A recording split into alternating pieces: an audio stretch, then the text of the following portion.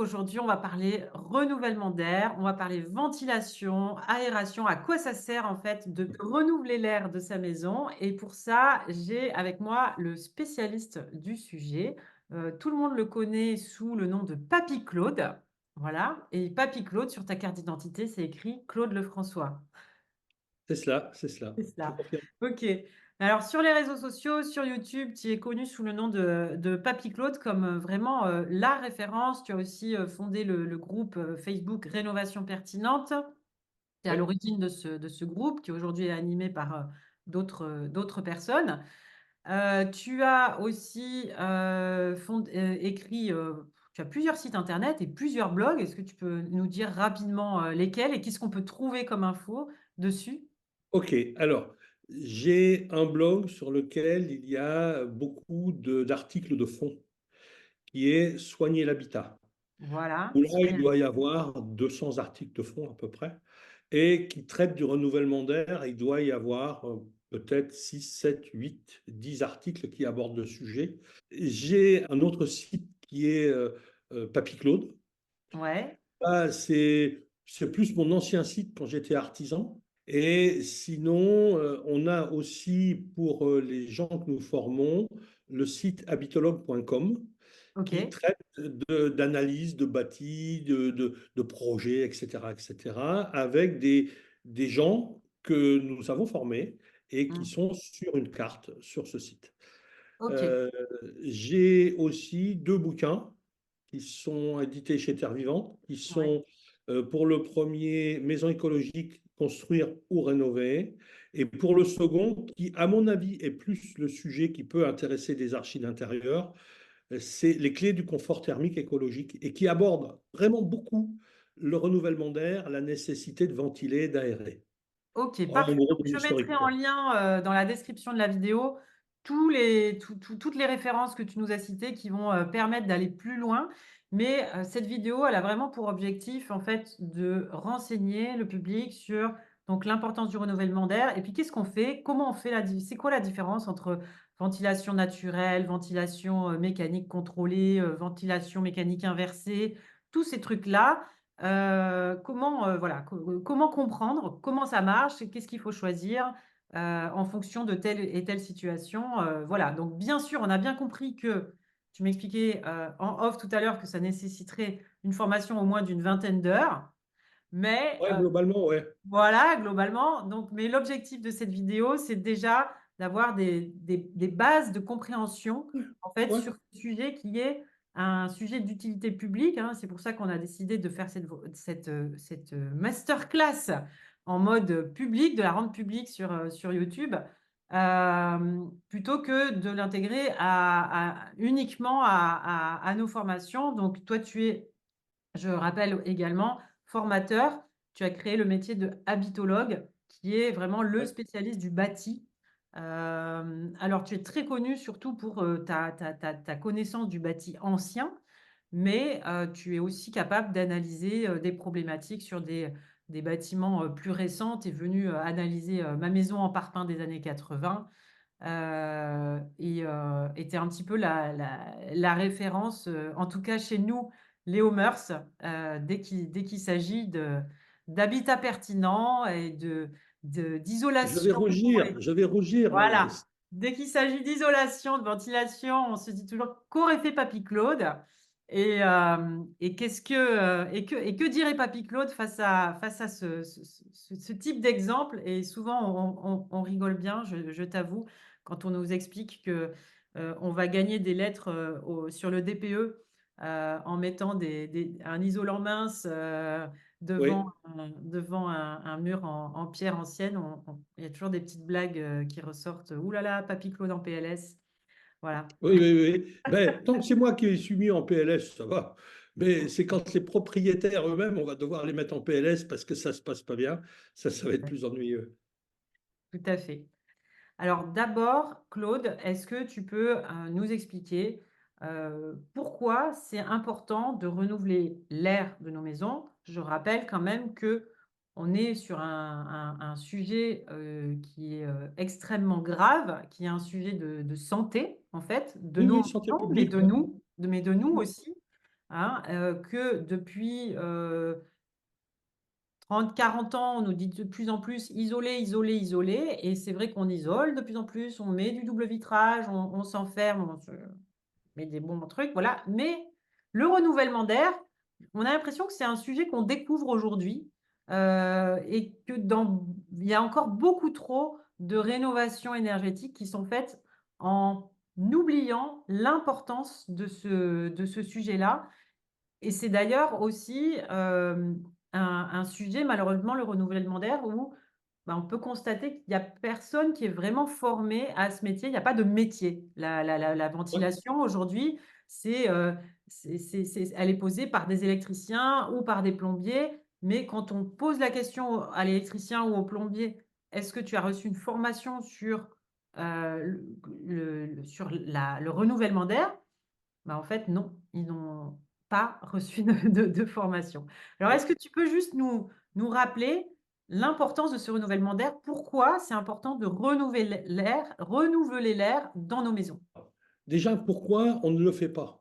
Parce que on n'a jamais eu dans nos habitats jusqu'à récemment la Mmh, nécessité de le faire parce que ça se faisait tout seul. Et mmh, donc, on a l'impression que c'est naturel. mmh, Pourquoi ça se faisait tout seul? Parce que on avait des menuiseries qui fuyaient comme des paniers à salade.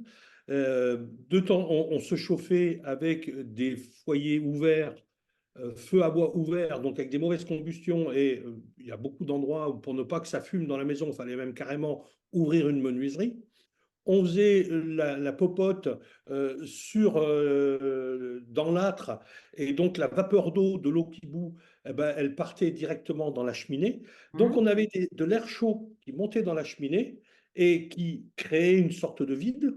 C'est d'ailleurs pour ça qu'il fallait ouvrir une porte ou une fenêtre pour pas que ça fume trop, et mmh. qui, compte tenu que les menuiseries n'étaient pas étanches, eh ben, ça renouvelait l'air tout seul. Voilà, donc en Donc à fait, partir de ce qu'on moment-là, on appelle n'a les pas eu passoires thermiques avaient au moins cet avantage-là de renouveler Voilà, l'air. au moins au niveau de l'air, c'était ça, hein. Ouais. Donc, on a donc connu ensuite des évolutions parce qu'effectivement, on a commencé à passer à des systèmes de foyers fermés. Euh, on a commencé aussi à vivre beaucoup plus dans les habitats que dehors. Il ne faut pas oublier qu'il y a un siècle et demi, fin du 19e, début du 20e, c'était 70% de son temps dehors Mmh, pour vaquer aux travaux dans les champs et autres, et 30% dedans. Maintenant, on est 30% dehors et 70% dedans. c'est ça. Et donc, on respire, on transpire, on fait la cuisine, la vaisselle, la lessive, et on émet de la vapeur d'eau, et on a de la vapeur d'eau en excès. Et Mmh. donc, il faut absolument évacuer cette vapeur d'eau avant qu'elle ne pose problème. Et Et quand tu donc, dis 70, tu es même en dessous des chiffres qu'on peut lire, souvent, hein? Mmh. oui, oui, oui, Ah oui, ouais. je reste dans des chiffres pour ne pas être contestable. Et je ne veux pas être contesté. Voilà, donc Oui. je reste très On passe prudent. jusqu'à 90 de notre temps, à l'intérieur, ouais, Voilà, effectivement. voilà. Et donc, euh, également, autrefois, on faisait peu de toilettes. Je Mmh. ne dis pas que c'était bien, mais c'était comme ça. On lavait le linge au lavoir. Enfin, les dames lavaient le linge au lavoir parce que, hein, il y avait une répartition des tâches qui n'était pas Voilà, forcément toujours très équitable. Bon, enfin bon, c'est comme ça. voilà. On le séchait Et donc, dehors. ouais, on le faisait sécher dehors, etc. Et donc, peu de toilettes, pas de lessive à l'intérieur, pas de séchage à l'intérieur, pas beaucoup d'émissions de vapeur d'eau. Quand on se lavait, c'était avec très peu d'eau chaude, hein. Quand on faisait bouillir 2 litres d'eau sur le fourneau, c'était déjà beaucoup. Mmh. Aujourd'hui, quand on prend une douche chaude, c'est 15, 20, 30 litres d'eau qu'on consomme. C'est beaucoup d'émissions de vapeur d'eau. Bref, on sature nos On le intérieurs. constate effectivement quand on sort de la douche et qu'on voit l'état du miroir. Voilà, Quelle voilà, buée hein. qu'il a. Et donc, on sature nos intérieurs de vapeur d'eau. Alors, ça, c'est le premier handicap. Et c'est la raison première de l'invention de la VMC. Avant, on a eu la ventilation naturelle, c'est-à-dire qu'on avait un point haut qui permettait à l'air chauffé de s'évacuer, puisque l'air chaud Mmh. monte.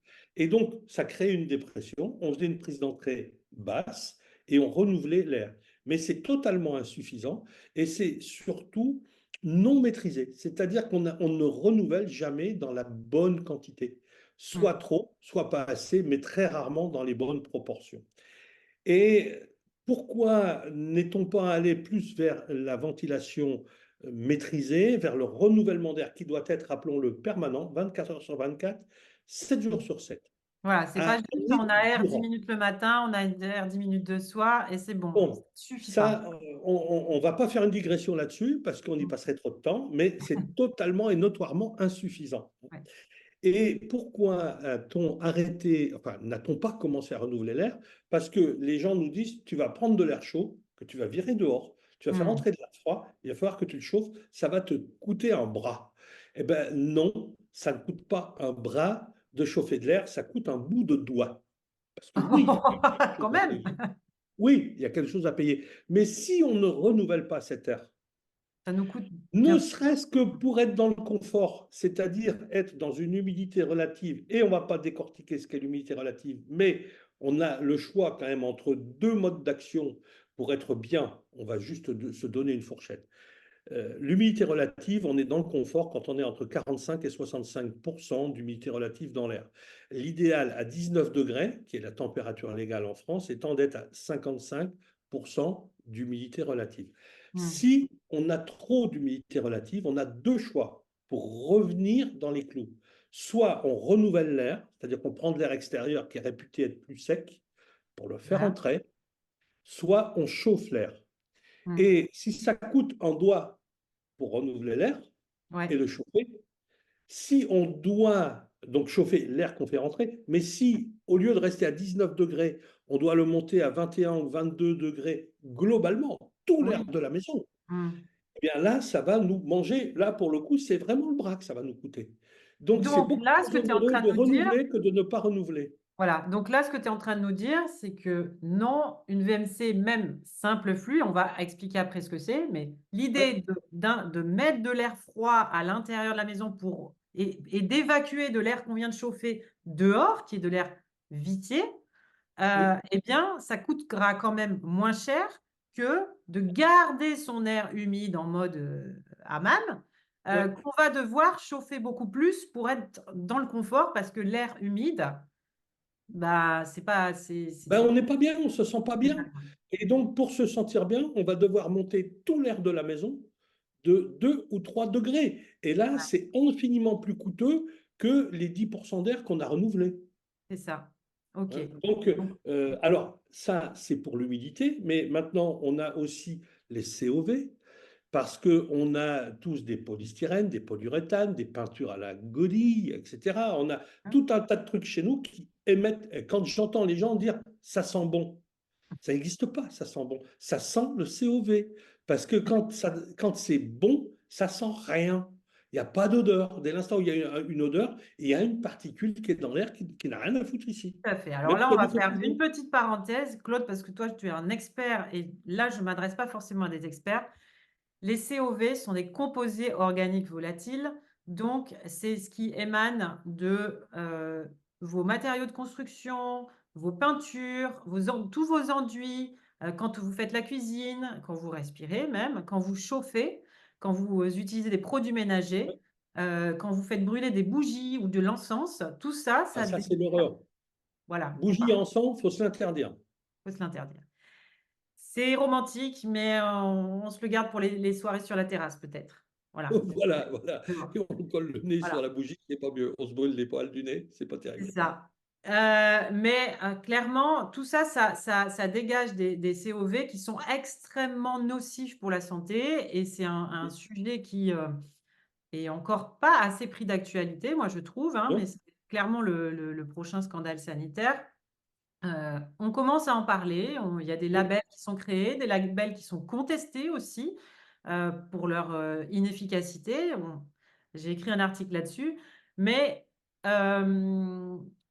tout ça pour dire que le renouvellement de l'air, c'est important aussi par rapport à toute cette pollution de l'air intérieur qui peut être jusqu'à 5 fois plus importante que ouais. la pollution de l'air extérieur. Ça, c'est quand même important d'en être conscient. Oui. Alors, il y a il y a encore deux raisons essentielles à ça. Mmh. La troisième raison, c'est la baisse de l'oxygène dans l'air, mais ça, c'est pas très important. Mais par contre, c'est l'augmentation de CO2 Le dans CO2. l'air. Ouais. Hein. Et donc, si on a trop de CO2 dans l'air, on sature très vite, hein. Aujourd'hui, il y a des appareils qui nous permettent de mesurer les pics, etc. Mmh. Et quand on est en alerte CO2 dans une chambre, par exemple, Mmh. et qu'on se dit le matin en se levant, ah, j'ai mal dormi cette nuit. Ben, si on Mmh. analyse l'air, 9 fois sur 10, on a trop de CO2 dedans. Et comment faire? Ben, il faut évacuer cet air qui contient trop de CO2 et faire entrer de l'air quand on contient moins. Donc ça, c'est la troisième raison.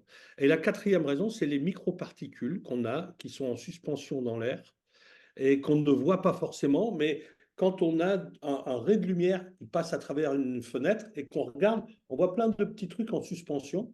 Et ça, c'est des microparticules. Et nos poumons ne sont pas des filtres à microparticules. Oui, Donc c'est ça, ça. il vaut mieux les virer dehors que les garder chez soi. Donc pour toutes ces raisons-là, il est nécessaire de renouveler l'air. Bon, Alors, il existe 3, 4 systèmes les plus connus, on va dire. ouais, Donc, on va parler de la ventilation naturelle pour commencer. Ensuite, on va parler de la ventilation, mécanique contrôlée et oui, on va parler, de la ventilation mécanique inversée. Puis on va aussi parler des extracteurs d'air ou on va en parler après? Non, on va en parler après. on va parler de tout ce que tu veux. OK, parfait. Alors, d'abord, le système de ventilation, naturelle, comment ça marche? Sachant qu'on a quand même des moi, j'habitais dans un immeuble qui était construit dans les années 70 qui fonctionne en ventilation naturelle, hein. Donc il y avait bien, des bouches d'aération, des cheminées sur le toit terrasse et cetera. Mais c'est vrai que ça fonctionnait un jour, ça fonctionnait moins quand le vent était dans l'autre sens, et cetera. Est-ce que tu peux expliquer comment ça marche, le principe de la ventilation naturelle?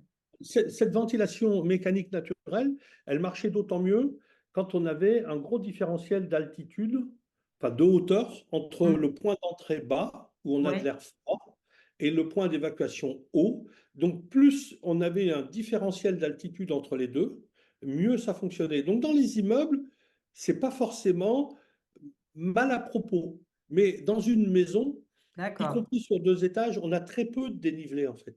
Et là, on a vraiment une limite qui est très vite atteinte entre on voudrait avoir de l'air chaud à tous les niveaux. On nous Mmh. dit, pour lutter contre la stratification de l'air, et cetera. Et donc, on aimerait avoir qu'au rez-de-chaussée, on ait 18 degrés au niveau de nos pieds et à l'étage, on ait 20 degrés au niveau de notre tête. Et 2 degrés d'écart, c'est notoirement insuffisant pour organiser une ventilation naturelle, à savoir que l'air chaud monte, donc il sort par la cheminée, ou alors il faudrait avoir vraiment des ouvertures très grandes. Et quand on a du vent, quand on a le vent qui tourne, etc., on peut même arriver à fonctionner à l'envers. Donc, non, franchement, Mmh. c'est pas simple à maîtriser, surtout dans nos habitats de plus en plus fermés à l'extérieur, hein, avec des menuiseries étanches, etc. Donc, Donc dans une maison, de toute façon, bon, ça fonctionne pas, mais dans un non, pas bien. immeuble, il y a quand même il existe encore énormément d'immeubles qui fonctionnent sur ce principe-là, qui fonctionnent plus ou moins bien. C'est plutôt moins que plus Voilà, en c'est pour ça qu'on fonctionnement passe bien. ouais, Il y a de moins en moins d'immeubles comme ça quand même, hein, parce qu'il y a quand même eu des systèmes, il y a eu des interventions sur des immeubles anciens. Donc on a quand même, alors des fois on a une extraction collective, donc on bénéficie des bruits des uns et des autres, etc. c'est C'est ça pas le terrible, mais problème. au moins au Mmh. niveau de l'air, ça va mieux. Donc, alors, mais on abordera appartement, maison Et peut-être plus tard, tout hein. à fait. Et Alors alors du coup, donc, ventilation naturelle, on voit que ça a quand même pas mal ça a d'inconvénients. des limites qu'on atteint très vite et qui Voilà. font que, voilà, dans l'absolu, ça fonctionne, mais Mmh. c'est dans l'absolu seulement. OK, voilà. Donc, à cause de cette histoire de différence de température nécessaire et cetera. Oui, oui, oui. Ouais, Et de différence d'altitude. ouais, Et il faut que le circuit soit vraiment simple, c'est-à-dire qu'il ne faut pas que l'air ait trop de circonvolution, hein, parce qu'à un moment donné, bah, voilà, ça passe plus. mmh, ouais, Donc, ouais, il y a tellement de OK. conditions à remplir que c'est difficile d'y arriver. Alors, renouvellement d'air naturel, oui, ça fonctionne. Je ne conteste pas le fait que ça fonctionne, mais pour que ça fonctionne bien dans les conditions les plus défavorables, on est obligé de prévoir soit des systèmes automatiques d'ouverture et de fermeture Par exemple, les immeubles 22-24, ce sont des immeubles Mmh. sans ventilation, sans chauffage, sans clim, qui sont à année durant entre 22 et 24 degrés. Ouais, Et donc, il y en a en Autriche, il y en a en Suisse, il y en a en Allemagne et maintenant en France. Donc, mais par contre, ils ont des systèmes extrêmement pointus d'ouverture et de fermeture de petits clapets sur le côté des fenêtres. Donc, ce n'est ouais. pas forcément beaucoup plus simple qu'une VMC qui fonctionne vraiment un truc très, très, très basique. C'est très compliqué, donc du coup, on a inventé la VMC, ventilation mécanique contrôlée. On a deux systèmes de ventilation. Elle est soit par extraction, Mmh. c'est-à-dire qu'on prend l'air qui est dedans, on le fiche dehors. Ouais. Ça, c'est une VMC Mmh. contrôlée, ventilation mécanique contrôlée. Et on a après un autre système qui consiste à prendre de l'air qui est dehors, et à le forcer à entrer dedans Mmh. et à pousser l'air vicié à sortir. Ça, Ouais. c'est la ventilation mécanique, non pas inversée, mais par insufflation. Le D'accord, lit, c'est pas inversé, c'est insufflation. Et c'est d'accord. un nom déposé, c'est un fabricant.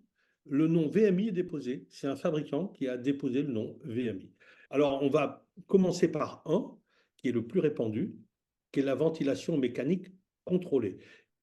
Celle-ci, on prend de l'air, on l'extrait. Donc, on va aller l'extraire depuis les pièces humides ou Ouais, les pièces à odeur. ouais. Donc, on va citer celle à odeur, c'est les toilettes.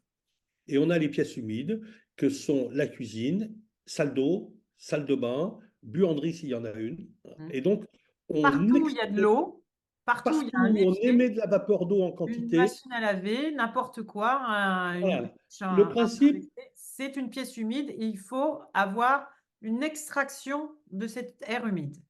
voilà, le principe d'une pièce à air humide, c'est un endroit où on utilise de l'eau chaude. Mmh. L'eau chaude ayant tendance à générer de la vapeur, vous avez tout naturellement L'eau vu. chaude ou froide? Parce que les toilettes, on est plutôt sur, Non, mais les toilettes, froid. c'est plus pour des raisons d'odeur, franchement, très honnêtement, que pour des raisons de saturation en vapeur d'eau. Mettre Mmh. un hygromètre dans des toilettes, on est rarement à saturation. Mais par contre, des fois, au niveau odeur, c'est quand même pas mal de renouveler. Donc, c'est pour d'autres raisons, hein, mais qui font que quand même, on en met un. Mais les pièces humides, c'est plus les endroits où on génère de la vapeur d'eau. Et pour générer de la vapeur d'eau, en règle générale, c'est de l'eau chaude. Plus elle est chaude, plus elle émet de vapeur d'eau. OK. Et donc, on l'extrait dans ces endroits-là, mais si on ne fait qu'extraire, ça ne peut pas fonctionner parce qu'on ferait le vide et quand il n'y a plus d'air qui rentre, il n'y a pas de possibilité d'en faire entrer, bah, la machine continuerait à ronfler, mais on n'extrairait rien. Et Mmh. donc, on serait dans un système où la pression n'est plus suffisamment bonne et on pourrait même choper mal à la tête, mal aux oreilles, etc. Donc, on est obligé de prévoir la possibilité à de l'air d'entrer, d'où la présence des grilles sur les menuiseries. Donc il y a dans les pièces humides, on va l'extraire et Oui, dans les pièces sèches, on va on le va faire, le prendre laisser entrer. on On va le ne le laisser force pas à entrer. entrer, c'est la dépression. Quand j'aspire, ça fait rentrer parce que j'ai créé un vide, hein. Mmh. Donc, c'est exactement ce que l'on fait, hein. Et pour que ça fonctionne bien, il faut une troisième chose. On extrait dans les pièces humides, on laisse rentrer dans les pièces sèches, mais il faut qu'on laisse la circulation se faire. C'est ce qu'on Ouais. appelle le balayage. Mmh. Donc, ça veut dire que toutes les portes intérieures, il faut les détalonner, ce qu'on appelle, c'est-à-dire créer un espace dessous de l'ordre de 1 cm. Ça fonctionne très bien. Certains disent 15 mm. Déjà, quand on fait la surface de 1 cm sur 70, une porte de 70, ça fait quand Oui. même une belle surface pour renouveler, hein. Donc là, Alors, pour résumer là, ce que tu viens de dire, donc ce qui est important pour que ça fonctionne bien, une ventilation mécanique contrôlée, on va mettre, des grilles d'air dans nos fenêtres. En fait, c'est important si on a surtout si on a un double vitrage, d'avoir ces alors, fameux double vitrage ou pas, ça ne change rien, Maëlys. double vitrage ou pas? Ouais, mais Non, enfin, je veux double dire quand elles truc, sont ça ne change complètement, rien. pas étanches les fenêtres, c'était pour ça que je Voilà, disais voilà. Non, et si tu veux, le vitrage, lui, aujourd'hui, on est censé, avec toutes les campagnes qui ont eu, depuis plus de 30 ans, on mmh, fabrique des menuiseries avec joint, donc on ne devrait plus trouver de menuiserie sans joint. S'il y a une menuiserie sans joint, à simple vitrage, mmh, celle-ci C'est comme si on achetait une voiture des années 30 ou 40 pour aller faire nos courses et qu'on la mette en route à la manivelle, etc. Bon, c'est très bien pour le fun quand on veut faire un défilé de vieux tacos, mais pour aller au boulot tous les matins, c'est pas ce qu'il y a de plus sûr. Donc les menuiseries, c'est pareil. Il arrive un moment où elles sont vétustes, elles sont obsolètes, elles sont dépassées. On oublie et on remet, on change pour quelque chose de plus efficace. Ouais, Et aujourd'hui, plus efficace, c'est forcément étanche et c'est forcément à double vitrage. Alors, on a des menuiseries qui ont 30 ans, qui ont des doubles vitrages de 4, 6 ouais, 6 mm d'air. ouais, C'est pas le top au niveau performance thermique. N'en demeure pas moins que celles-ci, elles ont déjà des joints. ouais, Donc, on a déjà pas on a une étanchéité qui est moins mauvaise. On ouais. ne dira pas qu'elle est parfaite, elle est moins mauvaise et insuffisante pour contrôler la quantité qui entre. Donc, même celle-là, on leur met des grilles et les hyper performants, bah, elles, c'est une nécessité. Pourquoi mettons dans les menuiseries? Oui. Pourquoi on ne met pas comme avant, on mettait des grilles dans les murs? Un trou dans Mais le c'est mur. très bien de mettre une grille dans un mur, ça marche tout aussi bien que dans les fenêtres. Ouais. Sauf que c'est beaucoup plus coûteux parce qu'il faut faire un carottage. Un carottage, c'est pas simple. Ça, il faut le faire avec beaucoup d'eau. Donc, vraiment, et c'est coûteux, hein, autant le menuisier à l'atelier, il donne un coup de défonceuse, hein, donc il a une grille qui met, ça coûte pas cher, c'est fait à l'atelier, on l'arrive, on la pose et tout va très bien. Par Et alors, contre, c'est quand même aussi une question de déperdition d'énergie, non? Parce que ces trous-là, ces grilles qu'on met dans le bas du mur, mine de rien, ça nous l'hiver, oui, ça mais on pourrait faire la grille, quand il fait froid quand on a les chevilles devant, quoi. oui, mais tu sais, franchement, on devrait faire. Alors, parce que tu t'imagines avec la grille comme autrefois, la grosse Mmh. grille Oui. qu'on avait quand on n'avait pas d'extraction. Je rappelle que ça devait se faire naturellement. Donc, on faisait des trous relativement grands. Mmh. Alors que si aujourd'hui on fait un carottage, parce qu'on ne peut pas mettre de grille, il n'y a pas la place, on a oublié de le faire. Par exemple, des menuiseries VMC, des menuiseries PVC qui sont posées depuis 5 ans. Le PVC, il faut savoir que c'est un gruyère, le PVC. Un Mmh. profil PVC, c'est un ensemble de chambres d'air qui sont étanches les unes par rapport aux autres. Et quand le fabricant de menuiserie à l'atelier perce pour mettre la grille, il Mmh. remet une forme qui vient faire l'étanchéité des chambres. Mais quand on fait le perçage sur place, on ne sait même plus le profil du montant de la fenêtre qu'on va percer. On ne sait plus comment il est fait. On ne sait même pas s'il y a un renfort ou pas à cet endroit-là, etc. Donc il y a une menuiserie PVC qu'il faut percer après coup. C'est très difficile, hein. Donc là, à ce Ah ouais, moment-là, OK. ouais, D'accord. c'est très très difficile. Autant une menuiserie bois, on peut. Menuiserie alu, c'est pas beaucoup plus simple qu'une menuiserie PVC. Donc, dans ces cas-là, souvent il y a des volets roulants. Donc, on met Ouais, la grille sur le volet roulant, sur le coffre de volet roulant. ouais. Oui, sur le coffre de volet roulant. OK. Voilà, En voilà. tout cas, si vous avez donc une VMC et que vous n'avez pas ces grilles, d'entrée d'air dans les fenêtres de vos chambres, peut-être Un couloir, séjour, salon, bureau. bureau, enfin toutes les pièces sèches, toutes les pièces où il y a Voilà. pas de point d'eau, et ben, il faut absolument en mettre, sinon Il faut ça absolument faire appel à un spécialiste qui va vous dire combien il faut en mettre, de ouais. quel volume. Et parce que, en fait, on ne va pas en mettre partout. Parce que si on a un séjour avec 3 chambres, Mmh, 3 chambres, non, 3 fenêtres, on n'a pas nécessité d'en mettre sur chaque fenêtre. tout Il à faut fait. en mettre sur la fenêtre qui va permettre le balayage le plus long possible pour renouveler l'air partout. Et il va falloir également, en fait, une VMC, on régule le débit, non pas avec la machine, avec une VMC simple, mais avec les grilles d'entrée d'air. Et donc, les grilles d'entrée d'air, ce n'est pas simplement un trou, il y a aussi des lamelles dedans. Et en fonction des besoins, on coupe plus ou moins les lamelles. Donc, ce qui peut paraître simple comme ça, ne l'est pas. Et donc là, il faut absolument un électricien qui a été formé au volume de débit d'air par heure, par 24 heures, en fonction du type de pièce, etc. OK. On Et les donc, trouve où ces électriciens? Dis-moi, Claude? elles ne sont pas très nombreux. Ok. C'est une excellente question que la tienne, Maïlis. Est-ce qu'on Je peut n'ai faire pas appel à de... un habitologue pour ce genre de sujet? Non, l'habitologue, il ne sait pas faire non plus. C'est pas son métier. D'accord. En fait, il faut de jeunes électriciens Ouais. frais et moulus des écoles, parce que c'est un sujet qui a été abordé et traité avec leurs profs. Il y Ok. a des grilles, il y a des... C'est codifié en Mm. fonction du type d'habitat, en fonction du nombre d'habitants, etc. On a des volumes d'air par 24 heures en fonction de l'utilisation de la pièce. Si c'est un bureau, c'est pas pareil que si c'est une chambre, c'est pas pareil que si c'est un séjour, etc. Donc tout ça, c'est c'est Ok. normé. Donc, Hein. Donc, je reprends. On a les grilles dans les pièces sèches. On oui, a les bouches d'extraction dans les pièces humides. oui, Ces bouches d'extraction-là, elles vont être reliées à des tuyaux, puis à un moteur qui va oui. aspirer, puis Et cet jeter tout air-là ça dehors. va être recraché dehors. Absolument. Ok.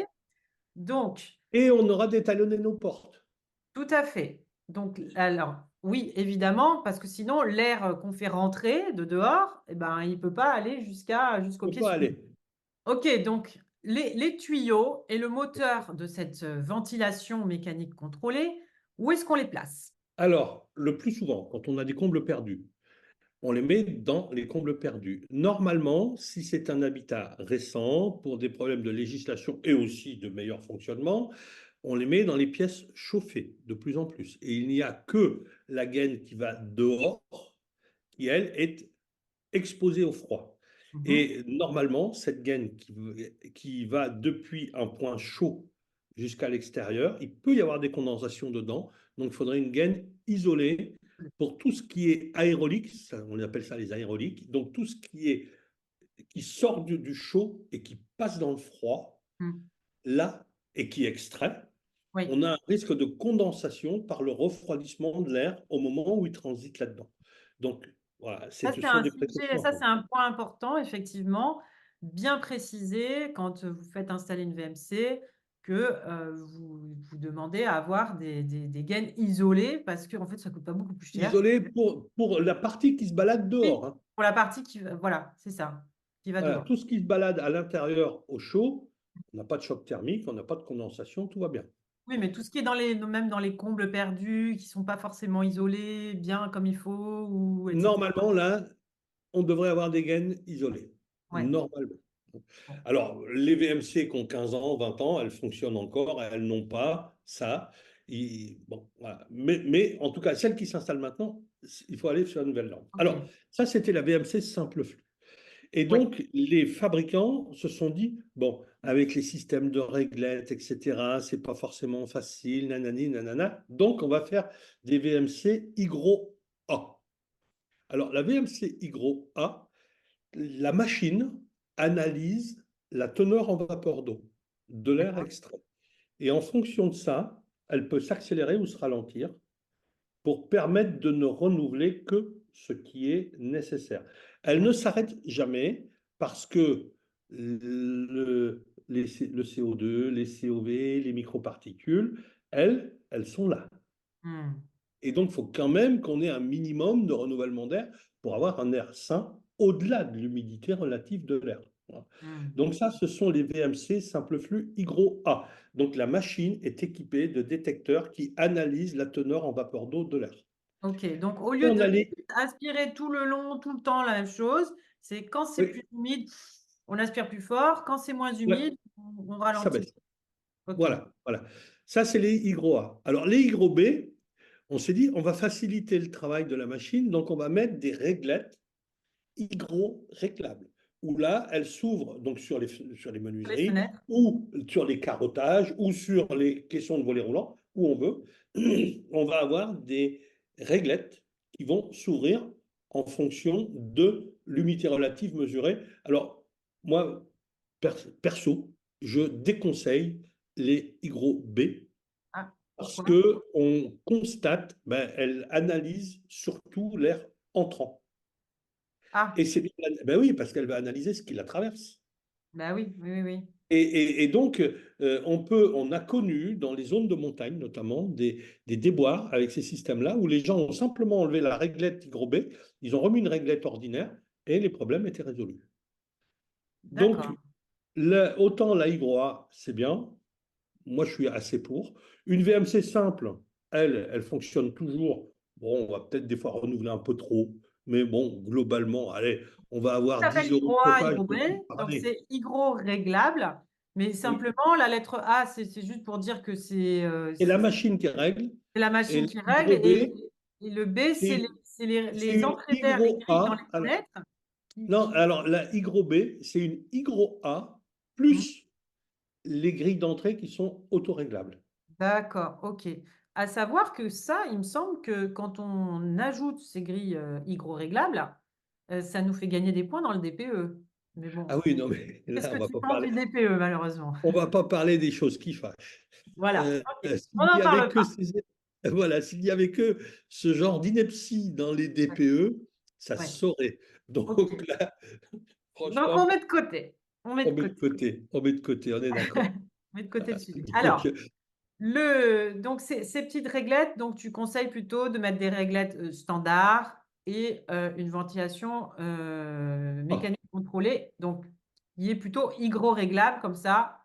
voilà. Alors, on peut même aujourd'hui aller plus loin. On a des machines qui, en même temps qu'elles ont la capacité d'analyser la teneur en vapeur d'eau, vont analyser les teneurs en CO2, en certains COB, pas tous, mais les plus importants et les plus impactants pour notre santé, et les microparticules. Et Hmm. donc, celle-ci, ça, c'est vraiment les machines que perso, je recommande.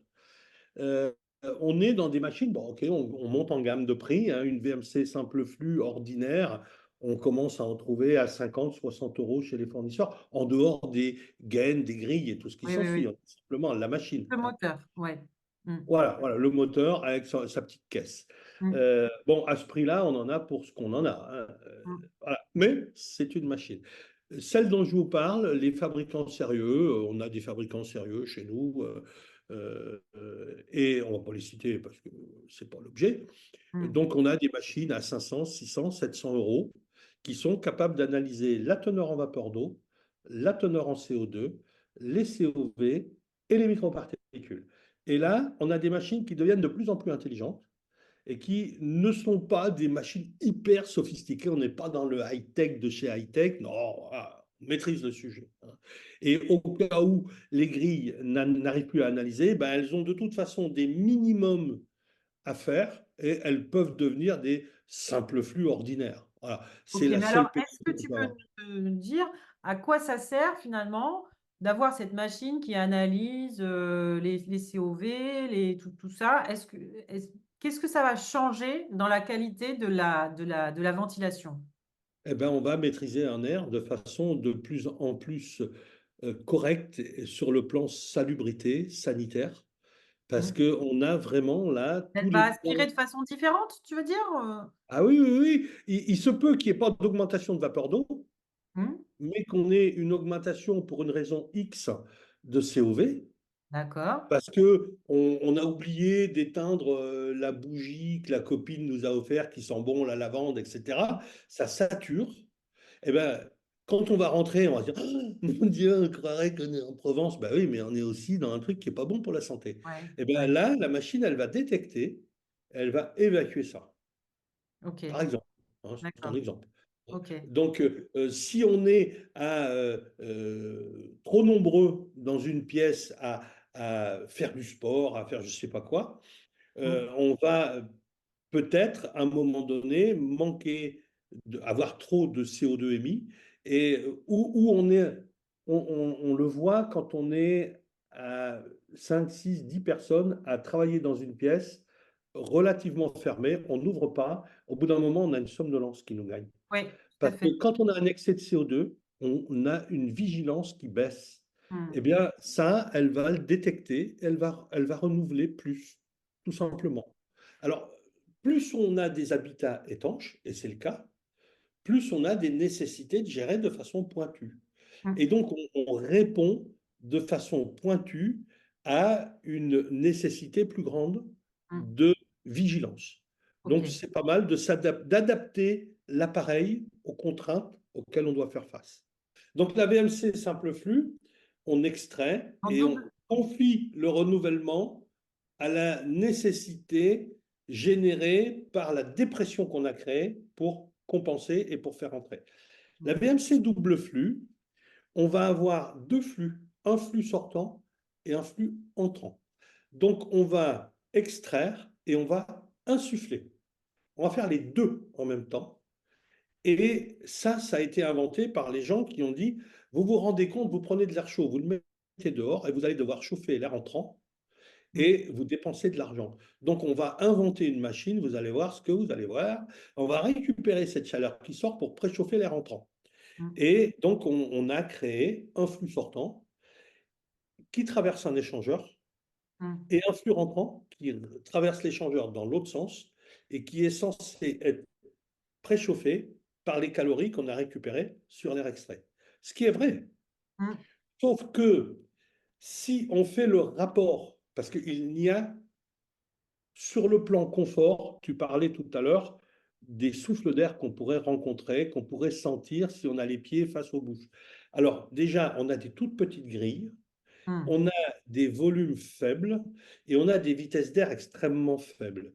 Donc déjà, on n'entend pas de souffle, et sauf à mettre sa joue à moins de 10 cm de la grille d'entrée d'air, c'est-à-dire qu'il faudrait monter d'abord sur un escabeau et se mettre en face de la grille pour pouvoir, à 10 cm, sentir un inconfort. Il faut déjà le vouloir quand même, hein. Mm. Donc, non, on ne sent pas, on ne ressent pas les inconforts liés à ça, parce que ce ne sont pas des souffles d'air qu'on fait circuler, ce sont des volumes d'air qu'on déplace et qu'on déplace extrêmement lentement. Les seuls endroits où il y a des souffles d'air, c'est dans les gaines quand on extrait et aux grilles quand ça passe. Mais très rapidement, Oui. c'est vraiment un volume qu'on pousse et auquel on s'attaque. Donc, l'idée de dire non, la stratification, machin, non, ça, c'est pour moi, du pipeau de vendeur. Donc, en gros, il y en a qui se sont dit à un moment donné, attends, on isole tout bien comme il faut. Enfin, c'est Oui, vraiment une question surtout de, c'est toujours une question de confort d'hiver en fait, hein.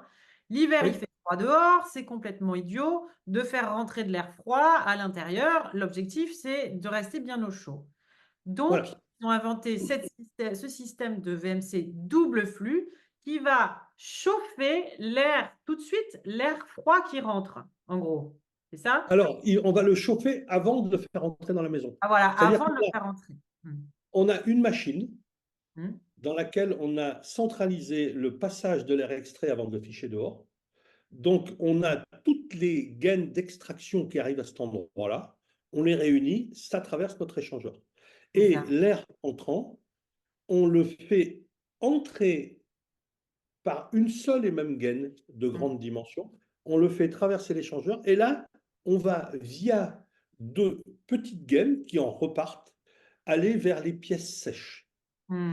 Et on va laisser cet air entrer préchauffé dans les pièces sèches. D'accord. Donc là, ce n'est Donc, pas, on n'a plus de grille aux fenêtres. on n'a plus de grille aux fenêtres. OK. Le menuisier est content. Le maçon est content parce qu'il vient faire des carottages pour Oui. traverser, Et le plombier ou l'électricien qui installe la VMC, il est content parce qu'il a un plus parce gros qu'il fait du devis. chiffre d'affaires. Voilà. Voilà. Tout le monde est Celui qui content. fait le suivi de chantier n'est pas content parce que lui, il a vachement plus de trucs à suivre. Ouais. Bon, il a aussi plus de chiffre d'affaires, mais c'est quand Voilà. même des sources d'emmerde. Donc, alors, il faut savoir qu'on a, en gros, sur une VMC double flux, le tiers des gaines, c'est l'extraction, et les deux autres tiers, c'est l'insufflation, parce qu'on a quand même plus de pièces sèches que de pièces humides. Et oui. Donc, on a plus de circuits d'insufflation que Mm. d'extraction.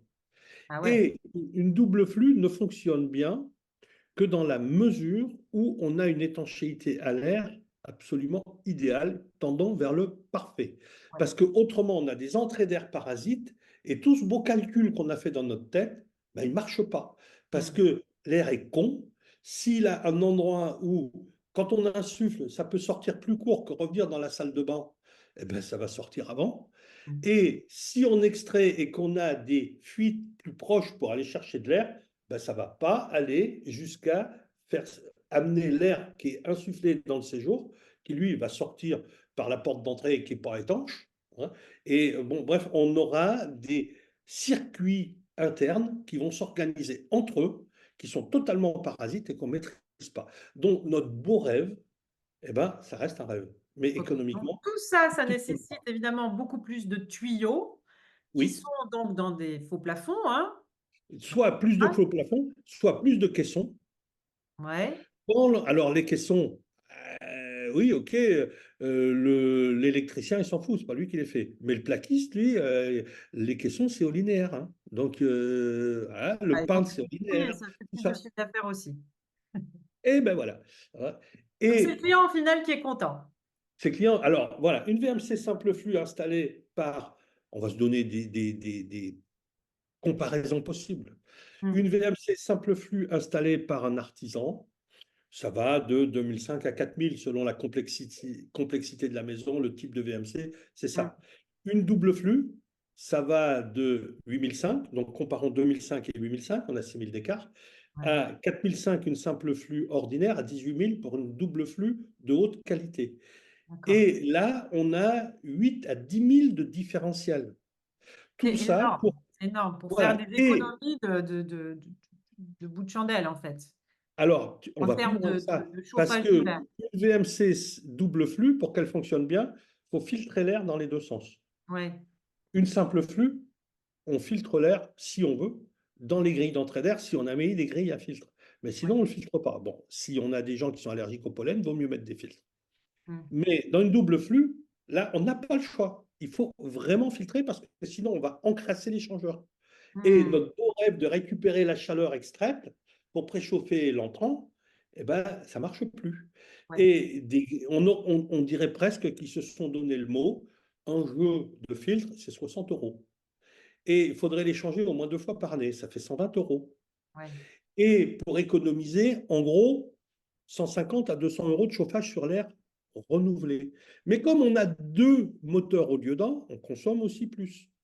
Et quand, même si vous avez 100 euros de résiduel d'économie par année, parce Mmh. que, admettons que ça soit ça, moi j'ai fait les calculs, le plus souvent on a une dépense supplémentaire. Mais imaginons, Mmh. si vous avez 100 euros d'économie par année pour amortir un truc qui vous a coûté 5000 euros de plus, il Ouais. faut combien d'années pour amortir ça? Il y a belle lurette que tout ça sera en panne, plus existant, vous, mort et enterré, qu'on n'aura toujours pas amorti le bazar. Donc, ok, c'est très bien sur le papier, mais c'est encore mieux quand on le laisse sur l'étagère du vendeur et qu'on va pour une bonne petite VMC simple flux basique. Et là, on Donc est tranquille, ça marche. on a bien compris, c'est bien, tu nous as donné ton avis sur la VMC double flux et on a bien Ouais. compris qu'il y en Et aurait pas chez Papy. dans les 18 000, pour ceux qui font leur suivi de chantier, Ouais, il faut compter que, par exemple, quand on est dans de l'habitat ancien, on a simplement, on multiplie par 1,5 à 2 le nombre de carottages pour faire passer ces gaines dont on ne sait pas qu'en faire. ouais. Donc, on en a toujours de trop, hein. Et Mmh. c'est pour ça qu'en ayant de trop, on a aussi inventé, parce on a failli aller vers la VMI en oubliant la VMC simple flux décentralisée, ce qu'on appelle aussi l'extracteur. C'est-à-dire qu'au lieu de mettre une machine unique à laquelle on a toutes les extractions qui arrivent, on Mmh. va mettre des petites machines séparées qui vont extraire dans la salle de bain, qui vont extraire dans les WC, qui vont extraire dans la cuisine. Et ça va tourner en permanence. C'est une ventilation décentralisée permanente ou un extracteur permanent. Alors, Un ça fait un extracteur petit peu. d'air hygroréglable, ce que j'ai dans ma cuisine. Alors, il peut être hygroréglable, mais il doit quand même en permanence extraire. Oui, Il ne s'arrête jamais. C'est-à-dire qu'il peut, comme une VMC hygro A, s'accélérer ou se ralentir, d'accord, mais oui. jamais il ne se met à l'arrêt. Jamais, jamais, jamais.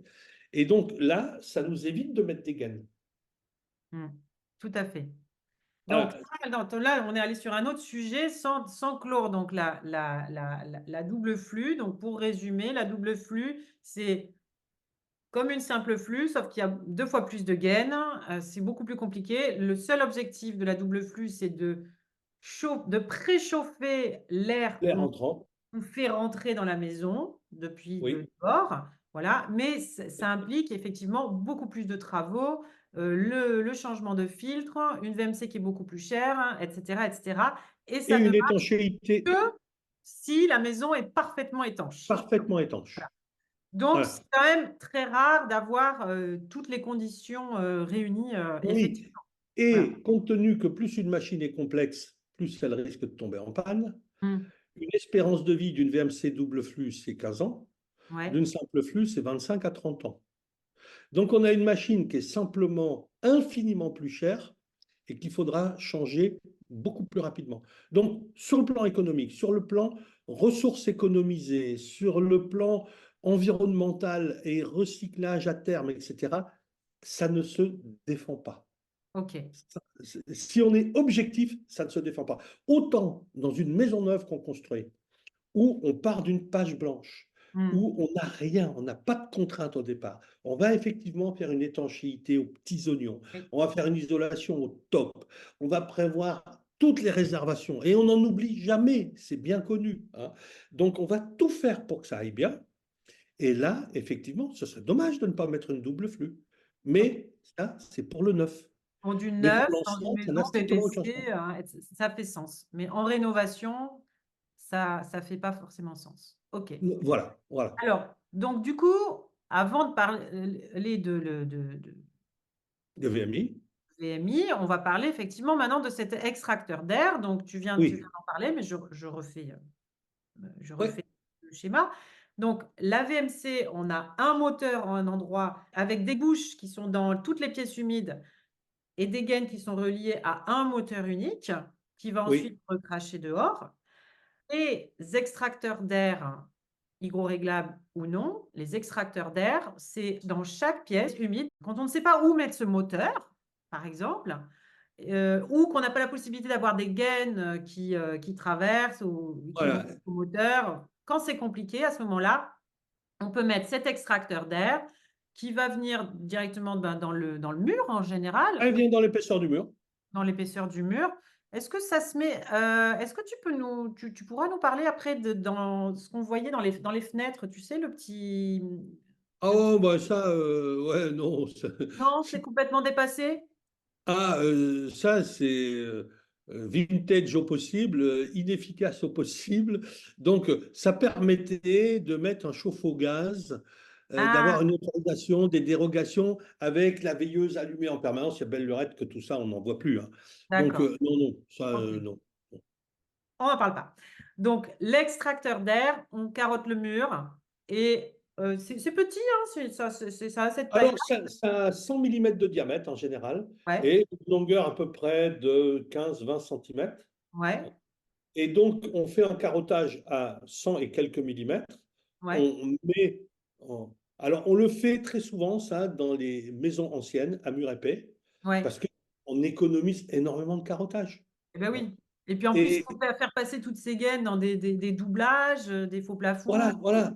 Ouais. Donc, là, c'est très compliqué. Et là, bah, bon, sauf à ne pas avoir de mur extérieur sur ces pièces-là, mais souvent il y en a un, eh bien, on extrait et on évacue, hein.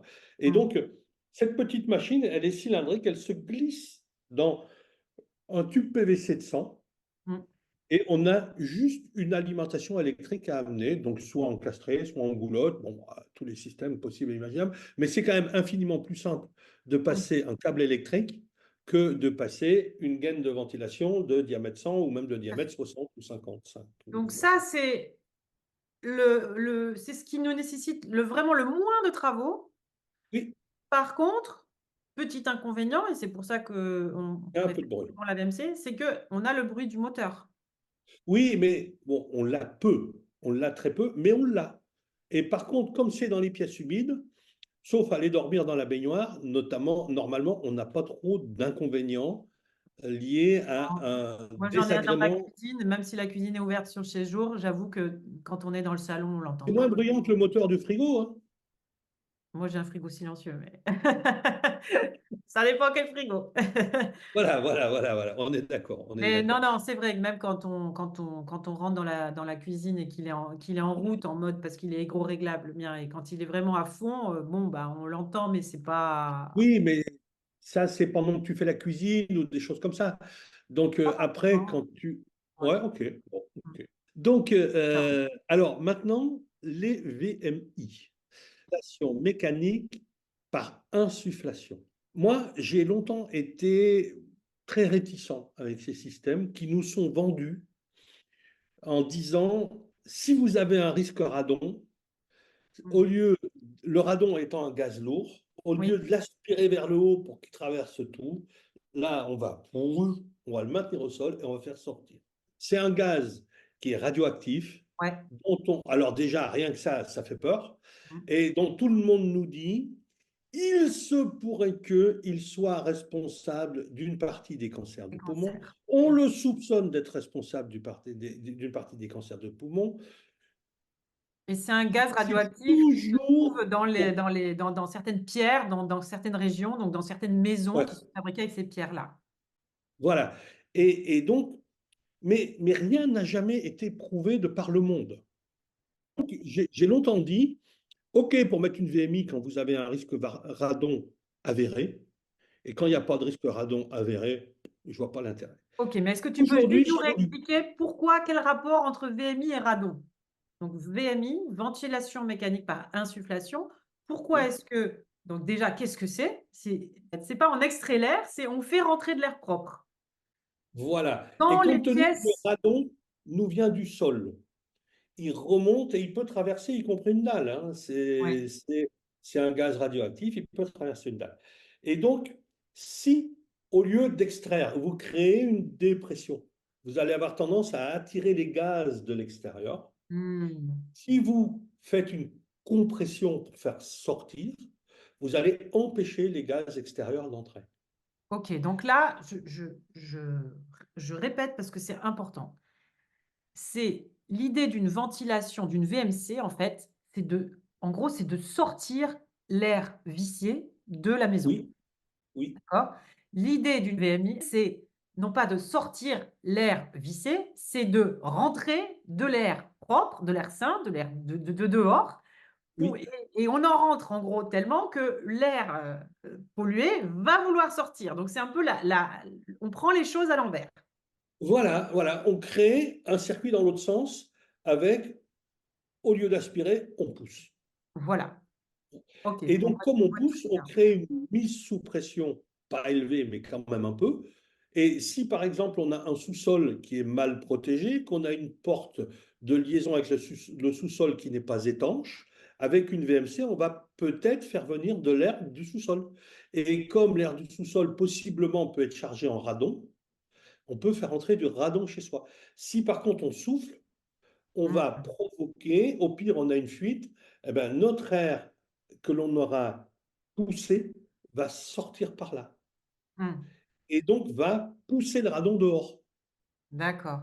OK. Voilà, ça, donc, c'est pour ça qu'aujourd'hui, on vend des VMI dans les zones à risque radon.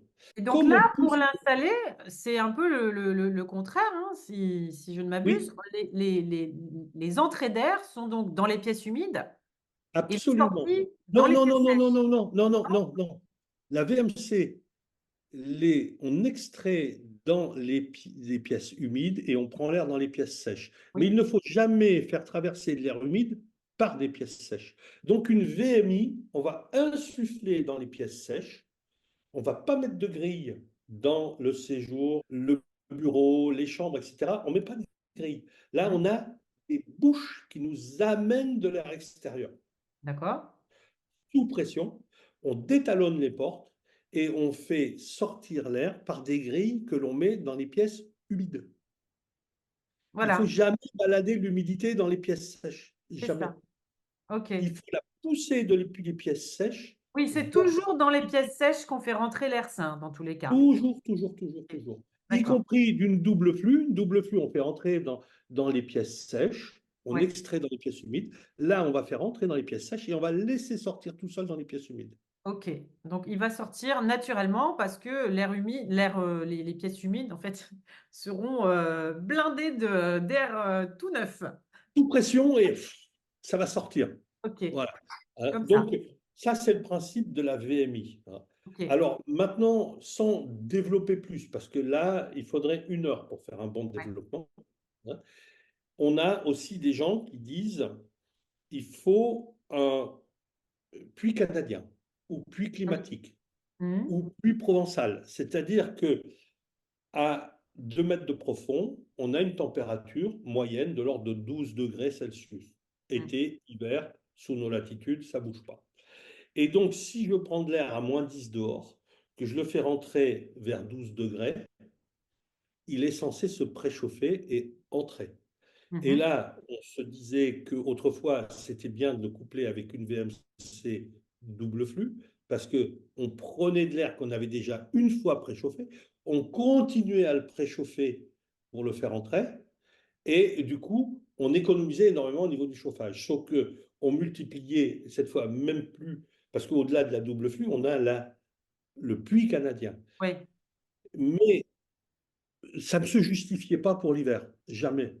Par Mmh. contre, l'été, ça peut se justifier parce que, notamment, toi, tu es dans une région où tu as une humidité relative extrêmement élevée. On a l'arc atlantique, on a toute l'Aquitaine, la Vendée, etc., jusqu'à revenir à la Bretagne. Mmh. La Normandie, je n'ai pas encore de retour, mais j'en ai pour la Bretagne, où on tend vers des climats tropicaux. C'est-à-dire qu'on a augmenté la température de l'air et on a surtout augmenté sa teneur en vapeur d'eau. Et on arrive à avoir de l'air, y compris l'été, qui est tellement chargé en vapeur d'eau qu'on est avec un sentiment de moiteur et on est dans l'inconfort total et on n'arrive pas à sécher. Aujourd'hui, là, en Mmh. juin 2024, c'est très difficile d'avoir de l'air sec à l'extérieur parce qu'il est naturellement chargé d'une énorme humidité, parce Mmh. qu'on tend vers des climats de mousson et tropical. Et donc, si cet air qui est aujourd'hui, en Nouvelle-Aquitaine, on a de l'air à 22, 24 degrés, 25 degrés dans la journée, avec une humidité relative de 70 à 75%, c'est pas rare. Et donc ça, si on le fait rentrer dans une atmosphère où on souhaite avoir de l'air à 19 degrés, eh bien, on va monter à une température en humidité relative qui va dépasser les 80%. Et là, on est franchement dans l'inconfort. Mmh. Et donc ça, on ne sait pas le gérer, sauf avec deux systèmes. Le premier, qui est le plus simple, consiste à assécher l'air via un déshumidificateur. Ouais.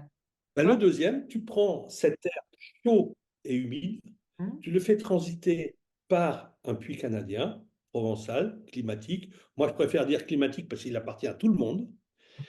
Et donc, tu vas prendre de l'air à 25 degrés, 30 degrés, Mmh. chargé en humidité. Tu Ouais. vas le faire descendre dans un milieu qui est à 12 degrés, à 2 Mmh. mètres sous terre, Ouais. sur 8, 10, 12 mètres de longueur, voire plus. Tu OK. vas donc le faire descendre aux environs de 20 degrés. Il ne va pas arriver à la température de 12.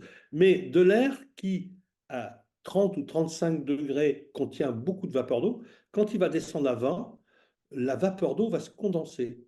Tu vas donc avoir de l'eau liquide qui va apparaître dans ton tuyau, dans ta gaine qui est à 2 mètres de profond. Tu récupères cette eau, tu l'évacues, ce qu'on appelle les condensats. Mmh. Et donc, tu vas faire entrer dans ta maison de l'air moins chaud Mmh. et moins humide. Et donc là, tu vas énormément gagner en confort.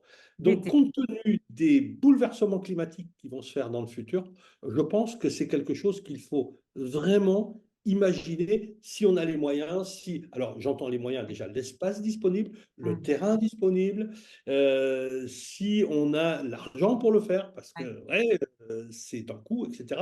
Oui. Mais ça, c'est un système qui, dans le futur, va devoir être préconisé. Et notamment dans le collectif, Ça c'est pas remplace une facile à mettre. clim? Ça remplace une clim, Ça quoi. remplace une clim. Et Et il y a plus pas on s'étend, besoin de changer des moteurs ou quoi, quoi.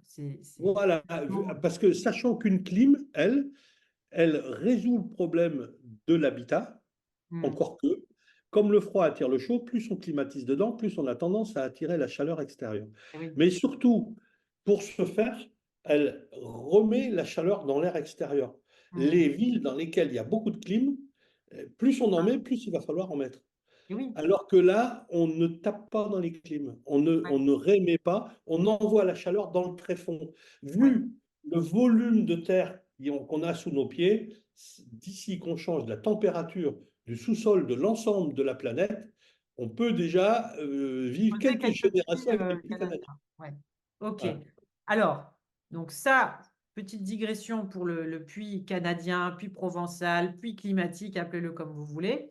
Oui, Euh, mais ça, évidemment, c'est quand même réservé à une certaine catégorie de la population qui a une maison, qui a on est une d'accord. un terrain et qui a du budget et qui Oui, a une mais cette volonté. catégorie de population, il y a des fois, elle craque du fric, on ne sait pas trop pourquoi, hein. Oui, bah oui, effectivement, cette catégorie de la population, souvent, elle va mettre des clims alors qu'elle pourrait effectivement mettre Elle ce pourrait faire ça. Et système-là. franchement, c'est pas plus cher qu'une clim. Le Parfait. puits Le canadien. message est passé. OK. Alors, ce problème d'humidité dans l'air, tu nous disais que c'est un problème qui est de plus en plus, qu'on ressent de plus en plus, parce qu'avec le dérèglement climatique, on a des climats qui sont de plus en plus tropicaux. Et donc, on fait rentrer de l'air de dehors dans nos maisons en se disant, ben, l'air de dehors, il est moins pollué que l'air de dedans, sauf que l'air de dehors, il est quand même déjà humide en fait.